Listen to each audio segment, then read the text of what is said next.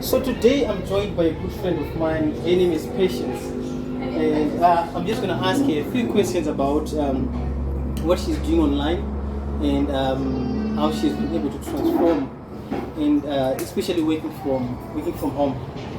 Welcome, Patience. Thank you so much for having me for that. Absolutely. So I've known Patience for quite a long time now. It's been years. Do you remember how many years? 7.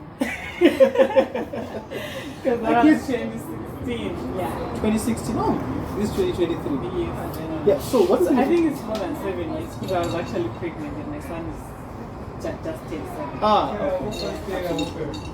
So, do you remember the incident? Because a lot of people do follow me, and do you remember the first encounter that we had? What attracted? In fact, I attracted you. I'm just gonna be honest. Listen to him. No, Wow. it's not about listening to him. But you know, my social media presence is wide. So my point is, when I'm talking to people, there are people that do diligently follow me, and then I do engage with people that become loyal followers, and then we kind of discuss at a personal level, I should say. So do you remember that moment in that incident? Or you could see, okay, just tell me about it. Okay, I think it was one of those days when we were doing some of those online jobs. Okay. And out of all the people who were trying to recruit us, I think you seemed knowledgeable. And you were always happy and ready to help at no cost for that matter. Okay. I'm like, okay. I think this guy is onto something. We could really learn a lot of things. Okay. So Peshi is she's a publisher actually. She writes books for children. I'm gonna allow you to tell me about your publishing company, Raincemba Publishing. So that our audience can get to know about it. Okay, that's a good one. So I'm an author, an editor, and a publisher. Mm-hmm. So I offer publishing consulting services to people who want to publish their own books. Mm-hmm. But also as Raincemba Publishing, we have our own brand of children's books called the Pineapple Series, where we write exciting, amazing indigenous children's books for children aged between 0 to 8 years old. Okay. Yeah. Okay. So how long have you been doing that? I've been a publisher since I was 21, since the year 2010. Okay. And I've worked a bit in the corporate sector, NGO sector, until 2016 when I quit my job and decided to come back home to then focus on online sales. That's when I would get publishing consultancy jobs. Mm-hmm. But just like any other challenges that most people I think face on online jobs, I thought this was more sustainable and I decided to go back to work. I tried going back to 2018, but because I was now so used to working from home, I couldn't survive. So I went for a year and then I came back home again to seriously now focus on Raincemba Publishing, because before then I was just a floating freelance editor here and there, but now I'm committed to Raincemba the company. Okay. So you mentioned about balancing between the corporate world and then the online stuff, and according to your explanation, it seems as if you like doing online much better. Of course, because it comes with a lot of freedom. I mean, right now we are here, we're in the coffee shop, we are having lunch and Absolutely. working. Yeah, exactly. It's unlike a job where you're actually expected to be on the desk working 8 to 9. Thank God to COVID. At least people now can understand that people can also do work from home. Tell me about that experience tell me about that moment when you were working online and then COVID then had to hit, and then you was there any benefits to you, and then Absolutely. What was it like? I think for some of us who were already working from home, instead of people complaining to say, oh no, we're grounded, they're forcing us to be at home. Okay. For us, it was like, okay, fine, I'm already at home and they want me to be where I actually want to be. Okay. The only difference maybe was when we now need to take the trip to go to a beach to take our monies. Okay. But otherwise, everything was going on because I think I was already set up my internet working and my laptop.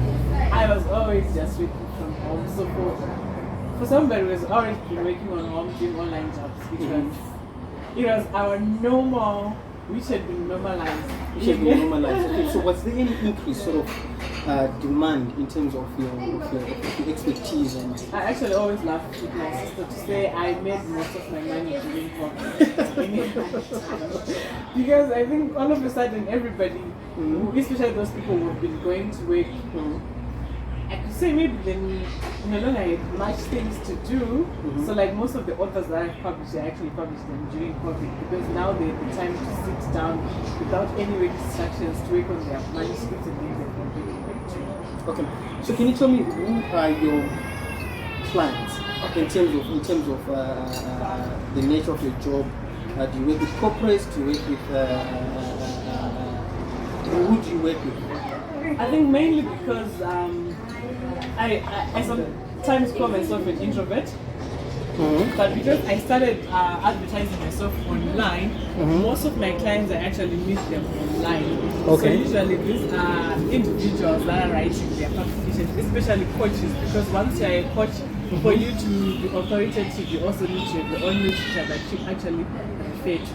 And that's my selling point actually, to say, you know what, if you're a coach, instead of you, take for instance, you are a marketing guru, instead of you quoting, why not create your own content and then you actually refer your audience to your own blog. But lately I've also been attracting a few corporates. I think it's because of the name that I've managed to build for myself because the brand keeps growing. Okay. Yes.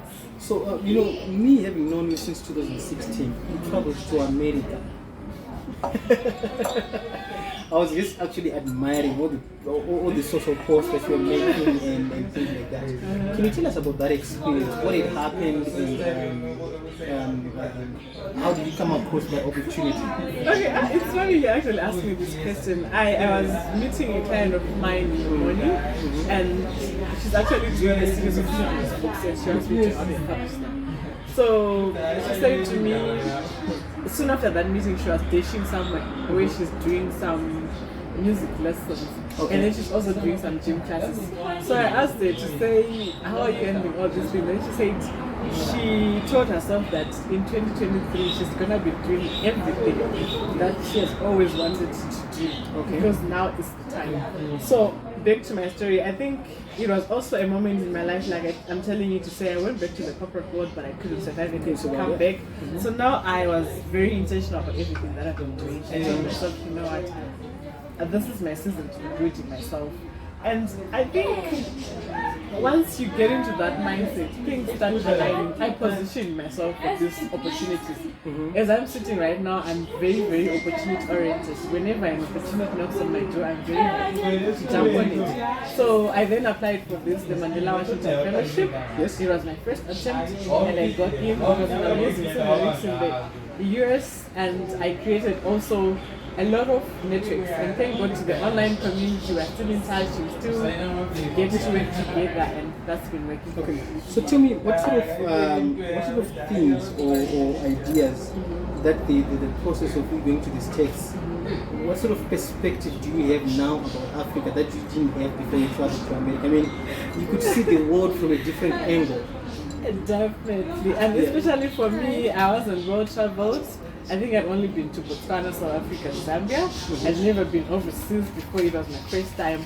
And to be honest, the systems work. Okay. And I think it would be the perfect test for any online business actually because the internet is very fast. Everything is just working. The online payments. Like they have systems that we actually dream of for Africa, for Zimbabwe to be specific. To say if I can wake up every day and I'm running tap water, if I can wake up every day and I have my electricity, if I wake up every day and I have my internet, you are able to create your system, you are able to set up your home office and work seamlessly. Okay, that's one thing that I actually think comes up. Okay, so let's talk about a person. You have been working from home. So I've been actually talking to patients and she was telling me about how she works from home and she tells me that she loves her freedom and sometimes she wakes up in the morning and she wants to, just relax. Yeah, and now, can you tell me about that experience? Because some of the people, they just, where you were some years back, where they want to get started. Okay. So what's your comment to such a person? Okay. So I won't lie and say it's gonna be very easy. It requires discipline, like we were talking about. Like you really need to be disciplined. You need to schedule your things. You need to know what you have to do and at what particular time. And because of technology, now we were talking about scheduling your media posts and stuff like that. So you generally just need to be a bit organized. Absolutely. Because it comes with a lot of distractions. I live with my grandmother. Sometimes she also, at the beginning, she couldn't really quite grasp the fact that I was at home but working. But now I think even my 7-year-old son, he understands that when mommy is in the office, she's busy, she's working. Okay. Even the visitors that now come and knock at our gate, I think you just need to discipline yourself, to tell your community, everybody around you, to say, in as much as you see my car parked in the driveway, I'm there, but I'm at work. Yeah, absolutely. So now, tell me about the challenges that Zimbabwe has. So there are two issues that I wanted to comment on. How have you managed to overcome them? Electricity and data. So, you get to someone who wants to be where you are now, and then they say, you don't have internet. There's no internet, there's no electricity. How have you overcome those? Since you're working with the international community, that there is there. Yes, those have been real challenges, because if you are talking to a client overseas, their internet is pretty fast there for electricity. Even their surroundings are wow, So you also need to set up where you'll be working from, especially if you're going to be doing online interviews. Your background needs to be on point. You need fast internet. I'm using Zoom, but because electricity, if it's to go, you also need some backup internet. Absolutely. I remember the other time I wasn't more prepared. I had Econet and Zoe, and I forgot that they are the same company. Okay. So when Zoe was done, Econet was actually done as well. So probably you need the net one, but always have a backup internet connectivity, because you can't rely on one. And when it comes to Zesa, I think you can run away from solar, because it will just go anytime. Okay, so what sort of information do you think I've missed out? You could say, could have asked me about this? Okay. This is a really important question that a lot of people ask. Yeah. Okay, so I'll talk about leveraging your social media. Really. It depends on your goals. Well, other people are posting whatever they are posting. But if you're concentrating on your business, every post that you make has to be intentional. Absolutely. It could be a picture of me at the Machopos Day, but in that post I really have to talk about the fact that I'm an editor, I'm an author, and I'm a publisher. So you really have to be very, very intentional about what you're doing. I used to say I'm an introvert 5 years, 7 years back. I wouldn't be doing this interview, but today I am doing it, because now I understand that I have to be out there. I have to be intentional about everything that I'm doing. And the same way we network at these physical events, we can as well network online. Yeah, there are a lot of webinars as well. I'm not saying attend every webinar that you come across, but if you find one that resonates with you, just attend. If anything, really, you have very little to lose, except maybe for your time and your data. Okay. So now, tell me about what you've learned from me. I mean, we have been friends for a very long time, and we've been speaking. Actually, I do speak to her. Actually, I do speak to her. And actually, from the time that I've known you, that is since 2016. This is the second time that I'm seeing you, right? Yeah, exactly. And we actually talk like we've met. Yeah, I think So what sort of things over the past years have you learned from me that you say have been beneficial on your journey? All right. I think this question actually tallies with what we've been talking about previously. To say, the same way people network at physical events, you can network with people online, because we actually met online. Our friendship grew online. Absolutely. So I've been observing how disciplined you are. If anything, Kuda is very disciplined. His social media is very consistent. You need to be consistent, because we can't be seeing you today, and then we wake up 5 months from now, you are not there, and then you decide to come back, people would have already forgotten about you. So consistency is one thing that I've learned from you, Kuda, and making use of the available technology around us, like scheduling tools. If you want to learn anything I've been showing you something. Something that can be ChatGPT, exactly. ChatGPT, exactly. I was actually talking to her about ChatGPT and how it can be beneficial to her work, and she was really amazed with what she saw. Yeah, exactly. And I actually showed her some money that I've been making. Exactly. So I mean, these are the type of friends that we want, because you know that with any interaction with Kuda, whether we are chatting or it's a call or we are meeting like this, I would definitely walk out having learned something. And also, he's more like an accountability partner because you ask you, so what are you working on these days? At times, I think my first days I would actually get annoyed like this guy. But now you feel that, okay, because he's asking me this, now I honestly need to be working on something. Because if I'm not working on something, then what am I going to What are you going to tell me? Yeah, of course, definitely. Yeah. Anyway, so I may have missed out some of the questions that some people may want to ask. How can people find you? How can people find your business, learn about it? If you can give your website, contacts, email address, whatever you feel comfortable with. Okay. So that they can ask questions. No, that's nice. So I'm available on WhatsApp 0772. Start with +263. Right? Okay, +2. I'm international now, exactly. please. And I'm also international anyway. So +263. I'm in Zimbabwe. +263 772 634 724. I'm on Facebook. It's Patience Ziramba. I'm on Twitter, although I'm not really much of a Twitter fan. With our very, very beautiful website www.raincemba.org. Okay. Yeah. Anything Instagram, I think I'm there as well, is Editor Patience. Okay. So what else do you want to share? Your last words, because we're coming to the end of this session. Okay. I'm just gonna say that I'm grateful I met you. I'm grateful you actually helped me a lot in everything that I do. And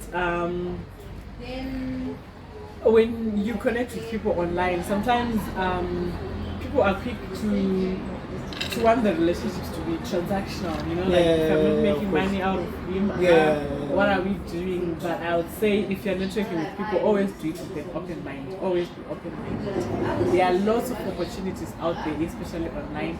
Just open your mind, and once you find your niche, focus on that. I think that way. Thank you so much, Patience, for I really had to make sure that I see it. I told you that I was going to do what it takes to make sure that I meet up with her. So yeah, that was an amazing interview. You can always connect with her and ask her some of the questions that I didn't ask. So thank you. Okay. Yeah.